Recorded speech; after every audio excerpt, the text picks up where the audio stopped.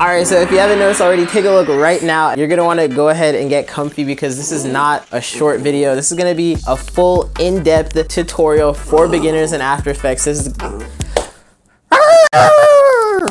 Gabe, come on. Okay, so literally this is the most requested tutorial that I've gotten from you guys, and this is on the award-winning software that's been used in movies from Avengers to Avatar. I used After Effects for over 200 shots. It just freaking blows my mind, the stuff that you can do with this software. So you guys know that I love talking about After Effects. I mean, it's practically my job, but sometimes I get DMs and comments that are just like, whoa, Nate, slow the down. We just need you to talk about the absolute basics of After Effects. You don't need to be getting hype about plugins or K-pop edits, all this extra stuff. So you know what, that's exactly what we're gonna do today. I'm gonna be taking you through building one of my all-time favorite effects. It's actually the first effect that I ever learned in After Effects about 9 years ago, and everything that you learn from doing this effect actually translates into most VFX shots, making it one of the most useful and also one of the most cool. Let's just roll the f***ing clip.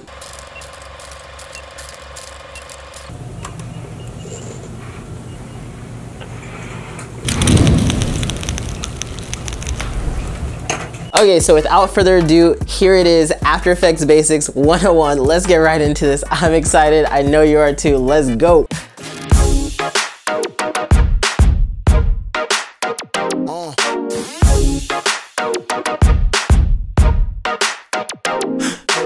Okay, so I know After Effects is just one of those programs that seems impossible to get into. I know when I first started, I was like, what the f is going on? Why are there all these like extra things, all these things like compositions and layers and what is it? But the way that I was able to finally understand it was to think of it more like Photoshop, but for video. That just seemed to make way more sense. So if you've used something like Photoshop before and you're making that transition to After Effects, that's gonna make your life a whole lot easier. And if you don't know anything about Photoshop, just imagine all the cool, crazy stuff that people do with photos. Yeah, you're gonna be able to do all that cool, crazy stuff, but with videos. And don't worry, we're gonna make this as easy as possible for you to get into it. So you don't need to be a super expert, or you can start from absolute ground zero. Anyways, this is a point where you sit back, you get comfy, you take a hit, you grab a coffee, you do whatever you need to do to get in the zone, because we are starting this in 3, 2, 1. All right. Okay, so we're gonna make this lit fire in my hand effect, which is surprisingly simple to do. Before I learned how to do this effect, After Effects felt like just a monster I could not tame.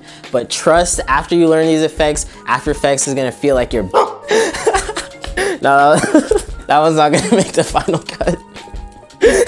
Okay, so what is After Effects and what is it being used for? For those of you that haven't read the Wikipedia, Adobe After Effects is a digital visual effects, motion graphics, and compositing software. It's used for all sorts of things in post-production and film, television, shorts. I've seen it like literally used so much since it's come out. It's really good at doing things like tracking, keying, compositing, animation, and it's okay if you don't know any of those terms, because we're gonna be talking about them using real world examples. I'm not just gonna ramble off about them right now. All you need to know though is that it's super dope and we're gonna talk about it. So let's just open up After Effects and get right into the software. Boom. So as you can see right now, I am in After Effects. Now, if this looks completely foreign to you, that's okay. Over here is a project panel where all of your media clips, all of your files from like, you know, Illustrator files, pictures, videos, whatever it is, if it's gonna be used in your project, you're gonna put it in your project panel right over here. And then over on the other side of it, we have right side here is where we use all of the cool tools and effects. And you're gonna have things like our text adjustments, things like all of our effects and whatnot. I normally put like different miscellaneous things on this side. At the bottom is a timeline, which works as you'd expect from left to right, up and down. We'll get more into the timeline in a bit. And all the way up at the top, we have super useful tools that we're gonna be using throughout the project. And at the very, very top, you're gonna see all the different tabs for the settings. Right here in the middle, we have our main composition window. So this is basically where you're gonna be putting all of your After Effects, where the magic is gonna be happening. Right here, you're gonna see it. So let's just go ahead and start with the first window that you're gonna see when you open up After Effects. Bam, this is the first window that you see in After Effects. Now, if you've used Premiere, Illustrator, Photoshop, pretty much any Adobe program, this is gonna look super familiar to you. If you have not, it's okay. This window is what comes up every time that you start up one of the programs. And all it's gonna ask you to do is open up a new composition or open up one that's recent. So we're just gonna go ahead and start from the very basics. Let's go ahead and click on create a new project, and bam. As you can see, I am in After Effects. Okay, so I want you guys to go ahead and give yourself a quick pat on the back, because if you've made it this far, you guys have honestly sat through some of the biggest hurdles when it comes to understanding After Effects, which is the UI itself. For being able to understand that, you guys just gotta, yeah, all right. Okay, so the first thing that you're gonna need to do to make this super lit effect, pun intended, is you're gonna need a video clip that you wanna put fire on. So I'm just gonna go ahead and use this clip that I took with my phone just to make it nice and easy. Plus I'm using the DSLR right now to film this tutorial. Bam. Right here we have that clip. At first it looks like I'm just, you know, talking to the camera, except I want to go ahead and be able to put fire in my hand as if I was like a dragon and I just, you know, spiraled some fire into my hand. That's what we're gonna do right now. So let's go ahead and import that clip. Now there's two ways that you can import in After Effects. The first way is super easy and really the only way that you should be doing it, which is by dragging and dropping. But if you want to take the long way, you can go ahead and click all the way up in File, scroll all the way down to Import a New File, go over right, and then navigate on your computer the different folders, and yeah, never mind, just f it, don't do it that way. Drag and drop it, because that's gonna make your life way easier in the long run. But if your computer's not working for some reason, that's the longer way to do it. So once we have that in our project panel, we're gonna wanna go ahead and click on it and drag it down to this cool little icon that has all these little shapes in it. And this is called the Make Composition button, and we're just gonna let go once it's on there. And bam, we have a brand new composition made with the exact same settings as that footage. And what that means is that if we shot in 60 frames per second at 1080p, our composition is gonna be 60 frames per second at 1080p. We shot in 24, it's gonna be in 24. And yeah, you kind of get the gist of it. If you've used something like Final Cut Pro or Premiere Pro, you would know that having your sequence matching your film settings is gonna make the process a lot faster. But in this case, that does not work for After Effects, because the higher the frame rate and the bigger the resolution is, the slower the program's gonna work. It does rendering entirely different, and I'm gonna show you how you can go ahead and make it run nice and smooth for your computer. So you're gonna wanna go ahead and click on this button right here, which is one of the most important buttons when it comes to previewing in After Effects. And this one will let you change the resolution from being either 100%, which is full resolution, or you can dial it back to like 1/2, which normally works pretty well, or even 1/4 if your computer's running super slow. But all right, let's get out all that technical jargon and just take you right into making this effect. Also important to note is that After Effects works best for short scenes. So even though I may have something like a 10-minute video, I'll probably only be doing things inside of 30-second compositions at most. Even then, I would most likely lower down the frame rate from being something like 60 frames to something like 24, just to be able to make sure that I'm not putting too much effort into rendering whenever I'm working on After Effects on this computer. Unless it's like for something super commercial that needs to be in 60 frames, most of the time you're gonna be able to get away with 24. Any lower and your video is gonna start looking like it came out of a flip book. So yeah, those are just some things to keep in mind. Okay, so super important, we're also gonna right click in the timeline and select Create New Null Object. And what that is basically an invisible square that we can link things to, and it'll be able to control stuff. And this is going to be really important because our tracking data is going to go onto this null object, which is then going to go onto our fire. And if that makes absolutely no sense and I just lost you, just stick with me for like 10 more seconds, because it's going to all make sense. I swear, trust me on this one. All right, so okay, so right now, if this video clip was at a party and my friends were to ask me if it's lit, I would want to say yes. But right now there's no fire in it, so we're gonna have to go ahead and add some fire to it.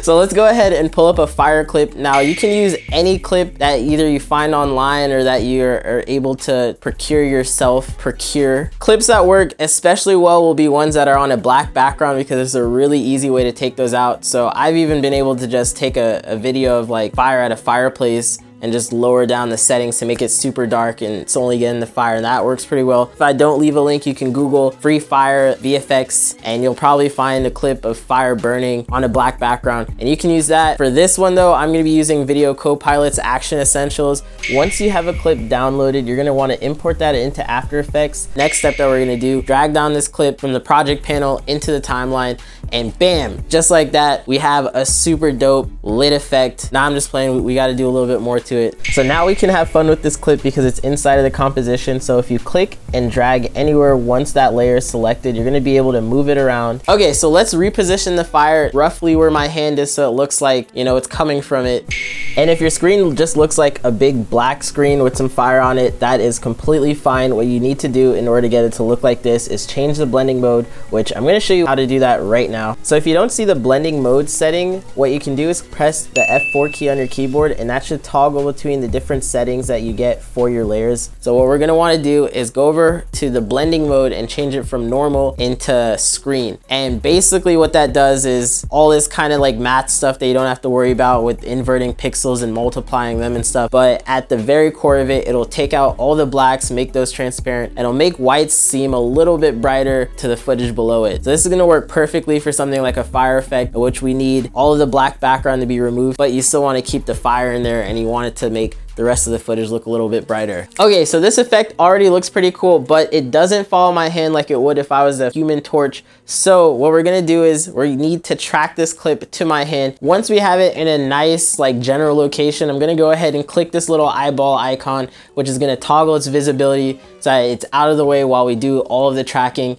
Now, tracking in After Effects is it's okay. There's a lot of better ways to do it. But here's the simplest way, which is to go up into the window, go all the way down to tracker, click on that. All of a sudden, you're gonna get a new panel that pops up. If it's not docked already, just go ahead and dock it to the side. Make sure it's fully expanded so we see everything there, from the position, rotation, scale, forward and backward settings, and make sure that everything's there, because tracking is gonna be the next step that we talk about. Now, another thing to note is whenever we're tracking, we're not gonna be doing this in the composition window. It's gonna look like it's in the composition window, but really it's in the layer viewer window, which is pretty much like right next to it. It's gonna look exactly the same, except whenever we're in the composition window, that motion track buttons are not gonna work. That's just a little way to make sure that you're actually doing it right, is to see that those buttons are actually highlighted. And if not, then just go ahead and double click on that layer, and it's gonna take you up into the layer viewer. Okay, so to get a nice clean track, we wanna use a point of contrast in the image. And what that means is, like, you see these lines on my hand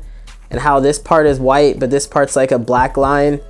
These are really great points of contrast that we're gonna be using. And we're gonna tell After Effects to use those points by choosing those two boxes that you see right there. First one on the inside is gonna be telling it what to track, and the outer box is gonna be telling it what pixels to also look for that tracking. So it's pretty much like what's its reference area.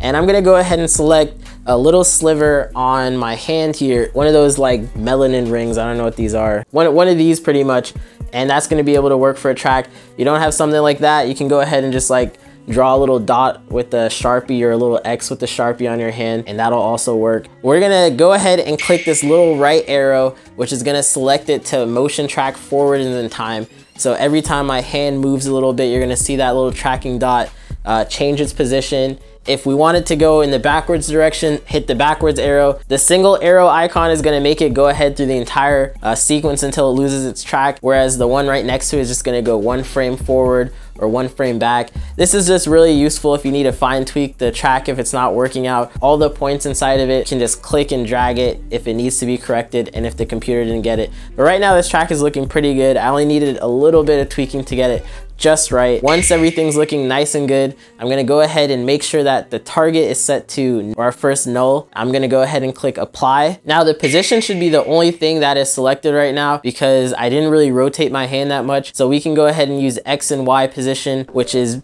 pretty much the X and Y coordinates of the track. So okay, so once we have that track applied to our null object, we want to go ahead and parent now our position of our fire, so it's not just staying in place but actually following that null object. And the way that we do this is by clicking on this little spirally thing called a pick whip tool. We want to go ahead and just drag that over to the layer. If we have the fire already in the roughly same position as we needed it to be, then you're gonna see that it's gonna look like it's following the hand almost perfectly. There might be a little bit of overlapping here and there, which we're gonna clean up in a bit. So to clean up those parts where it overlaps, in order to make this fire effect look like it's actually matching my hand and my fingers, what we're gonna do is use the Liquify effect. In order to get this effect, we can right click on the layer, go all the way over to Distort and press Liquify, or you're gonna see me do it the short way, which is by using FX Console, a plugin that I talk about in this video right here. Check it out if you got time. So the cool thing about Liquify is that it's gonna let us use this brush tool And all you're seeing me do right now is slowly just kind of adjusting the fire to look like it's roughly matching up with my hand. Just clicking and dragging here. Doesn't have to be perfect.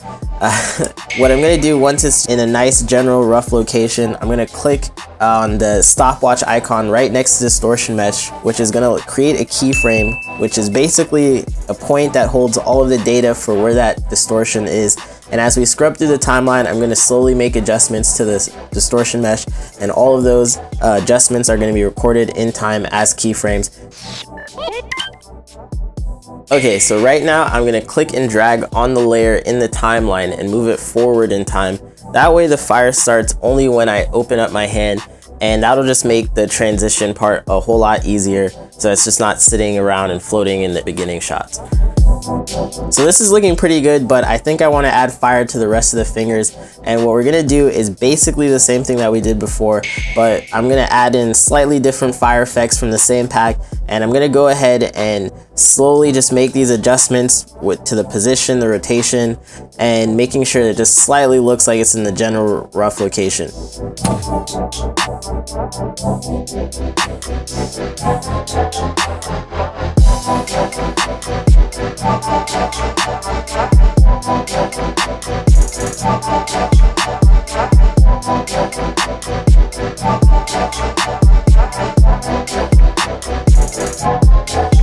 Okay, so that looks pretty clean. Okay, so for the fingers, I thought that it would be cool to try to make them 3D, but I ended up scrapping this idea, so that's kind of why you see it looking like it's 3D. If you want to be able to mess around with 3D in After Effects, you're going to want to click on this icon right here, which looks like a cube, and that's going to enable 3D inside of that layer specifically. But when you pull up rotation by pressing R, it's going to give you orientation, X, Y, Z rotation, and then same with position, it's going to be X, Y, and Z. That way that you get the full depth of being able to move around this object in 3D space. So also, I noticed that my fingers are further away from the camera than my thumb is and the forefront of my wrist. And so to make this effect blend in with realism, I wanted to add depth of field, but without setting up a camera and doing it super extra, we're just gonna add a quick Gaussian blur to each of the fingers and just adjust the settings accordingly to where the blurriest to the highest Gaussian blur radius is set to the furthest finger. Now, if we wanna see all of the keyframes on our timeline for a certain layer, you can press the U key on the keyboard. And if you wanna see specific ones such as position, scale, and rotation, you just press P, S, R, and holding down Shift in any of those shortcuts will open up more tabs than just one at once. And bam, that's already looking pretty good, except if you notice the fire does not match the original footage at all. So we're gonna get into the next process, which is color correcting and adding a little bit of additional VFX to be able to make this fire blend and look like it's actually coming from my hand and not like we just slapped it on there in After Effects. So in order to do that, first thing that I always love to do is add a glow. And I don't just add one glow, I tend to add two glows, because most things that glow I realize have both a kind of like an internal or a tighter glow radius, and then other ones tend to have like a fatter one outside that's just getting all the ambient light. So without getting too geeky into it, that's why we're gonna have two glows. Now it's gonna look super funky at first. That's because we haven't changed any settings yet. So the first thing that you're gonna see over where that project panel is, it's now gonna become an effects panel. That's where we're gonna be able to tweak all of the effects, all of the settings of this fire right now. First thing I wanna change is the threshold and change it to something that just looks a little bit more natural, a little bit more spread out. And the next thing is gonna be the radius, which is gonna change it from being so tight and closed up right by the fire, and actually like having the rest of the glow affect the rest of the scene, so you can actually see it on my hands, on my clothes, and on the background. Already this is starting to look pretty good, but we're gonna add one more glow effect and just have those settings slightly different so that it looks a little bit more like a natural effect. So right here, the cool part about After Effects is once we have an effect set up, so if we have both of these glows set up for one of these, we can just press Control C and select the other layers and press Control V to copy all of and paste all of those effects. I'm gonna wanna go ahead and duplicate the original footage, which is at the very bottom layer, and I'm gonna make a quick mask using the pen tool, super important tool in After Effects. And this is actually a process called rotoscoping. That's just the really like long and geeky way of saying making a mask over video. I'm gonna go ahead and select just little areas. It doesn't have to be super clean and super perfect. It could be pretty rough because I'm gonna blur this out in a bit. but we're just gonna go over the rough areas of where my fingers are that I want to cover up the original flame. Yeah, that's looking pretty good. So once we have that selected, we're gonna take that layer that has only the mask of my fingers. Now, in order to get it less hard, I'm gonna go into the mask settings and increase the feathering. That way it gets a little bit more blurred out. And already this is looking pretty cool, so I can go ahead and right click in the timeline to create a new solid. And this is gonna be our track matte, or basically all of the information about where these pixels should be turning on. And the way that we're gonna set this up is that we're gonna go ahead and press M on the keyboard for the layer that has the mask and press Control C to copy it. And then we're just gonna click on the dark solid, or the solid that we just created, and click paste or Control V to paste in all of that mask information. Once we have that looking pretty good, I'm gonna go ahead and put that layer right above the duplicate of the original footage that we had. Just turn off the mask. I can set the options to none or just delete it entirely. And then I'm gonna click over to where you see track matte, and where it says none, instead I'm gonna change it to alpha matte, which is gonna mean pretty much only turn on this layer for the pixels that are visible above it. If you've used Photoshop before, this is kind of like a clipping mask, but just a little bit different. And what I'm gonna do with the duplicate footage, this is gonna be like an additional lighting that we're gonna have on top of the hand to look like it's being affected by the fire. In order to do that, I'm gonna change the blending mode to either add or screen, which is gonna make it brighter. And once we have that working with the track matte, everything is only gonna get brighter for those pixels being affected by the track matte. And so if we parent this to the null object, it's gonna stay roughly in the same place for that time throughout the timeline based on that track. And I think it's gonna work pretty well for this effect because my hand stays roughly in the same position the entire time.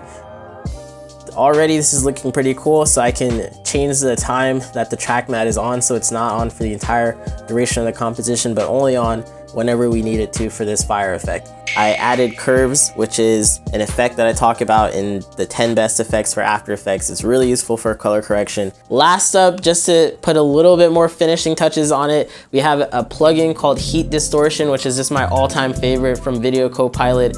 And what it does is it's gonna make those nice ripples inside of the video and make it look as if heat is literally emanating from this fire and causing like all these little optical distortions in it. So yeah, it looks super cool and it's pretty easy to do. Off the bat, it doesn't look super clean, so that's why I went ahead and I increased the noise scale. So it's really, really big. And I also changed down the distortion amount and tweaked with the complexity settings so that everything looked a little bit more natural for this scene. But whatever you're doing at home, make sure that you're adjusting the settings according to your footage. It's gonna take a little tweaking here and there, moving things up and down, back and forth, because your footage is gonna look different. And these, for the most part, are pixel-based algorithms. That's why I'm not giving you too specific of numbers. I don't want you to worry about that as much as just being able to get the overall look down and understand what it is that you're trying to achieve when you're making a VFX shot. It depends. So for this one, I'm going for a little bit of realism, but also fantasy. So it's okay if it looks a little bit silly because it is me making fire come out of my hand. So once that clip looks nice and ready to go, we're gonna go ahead and click on composition at the top and click add to render queue. All of exporting in After Effects is done through the render queue or through media encoder, but I tend to love to keep it inside of After Effects because I've noticed a little bit faster render times and sometimes I get a little less errors. So we're gonna go ahead and click on this right here, which is gonna change our render settings. I'm gonna make this, instead of an AVI, which is gonna come out as a huge file, let's just make this a QuickTime. And if you have H.264 on your computer installed, then just go ahead and click on that because that's gonna be a really nice codec that's gonna keep the file sizes down and the quality up. It's one of my favorites to use. If you don't have that setting in your computer, you're probably gonna go ahead and have to download something like K-Lite or even After codecs in order to get the full width of different codecs that you can export in After Effects. But it's okay if you don't for now because there's plenty that you can use just for at home right now. We're gonna go ahead, after we have that set, go ahead and click OK. Then we're gonna click on the output folder, which is gonna choose where the file is gonna get saved. So let's just go ahead and call this Fire in My Hand, click OK. And then once you have that ready, just click render, and we're gonna have to wait probably, 10-20 minutes depending on how fast your computer is. If you have a dinosaur, expect this to take, much longer, but this computer runs pretty fast, so this is actually just gonna take 1 second. That's it. Let's take a look at the effect, and if it looks nice and cool, it is ready to go. All right, and just like that, you went from a complete After Effects noob to a master, or more like a novice, you know, I highly recommend you guys check out other tutorials to get more into the intermediate and the more advanced stuff. But this was hopefully a great introduction to After Effects, and you know, if you guys like this, we're gonna go ahead and make a part 2 with some of my all-time favorite effects and how to make them step by step. As always, I hope to catch you in the next one. Peace.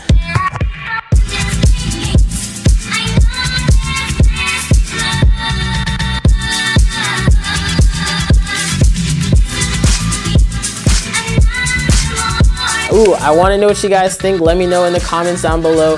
Was this tutorial helpful? Is there anything else that you guys want to learn in After Effects? Leave it down below. Who knows? Maybe you're going to see it on the next video. Maybe not. You know, if it's recommended enough, it's definitely going to be there. Bum dum ba da dum dum.